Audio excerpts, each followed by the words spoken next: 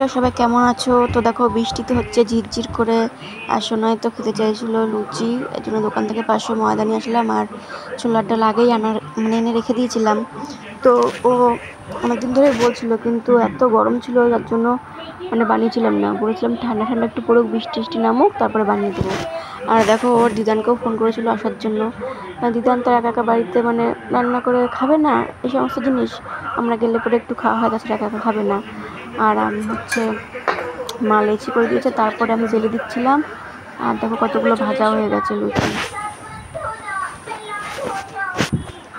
তো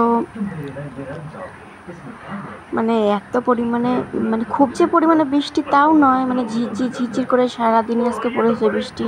এই ওয়েদারে, ঠান্ডা ঠান্ডা ওয়েদারে এসব জিনিস খেতে ভালো লাগে। আর তো হচ্ছে আজকে রাত্রেবেলা খাওয়াটা তো বেশ ভালোই হবে। আর এটা কিন্তু হচ্ছে শোনার জন্য নয়, এটা দেবো আমার একটা জায়ের ছেলেকে, ওকে দিয়ে আসতে যাচ্ছি, কারণ ও তো ওর ঘুমিয়েও পড়তে পারে। তার জন্য মাকে বললাম, এখনও ভাজা হয়নি, অর্ধেক ভাজা হচ্ছে, যে ওকে দিয়ে আসি।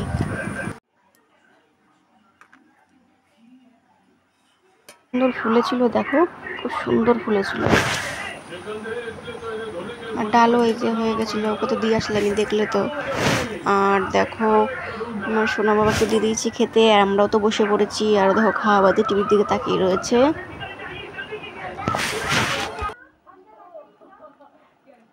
নিয়ে এসেছিল ছানা জিলাপি, তো সোনাই আগে খেয়েছিল।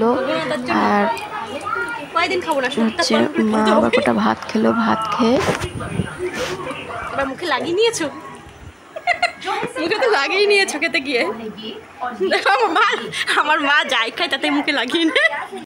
ভিডিওটা জানিও আজকে রান্না বান্না খাওয়া দাওয়া, সবাই ভালো থেকো। আর যারা পাশে রয়েছে তাদেরকে অনেক ভালোবাসা, অনেক অনেক ধন্যবাদ। টাটা সবাইকে।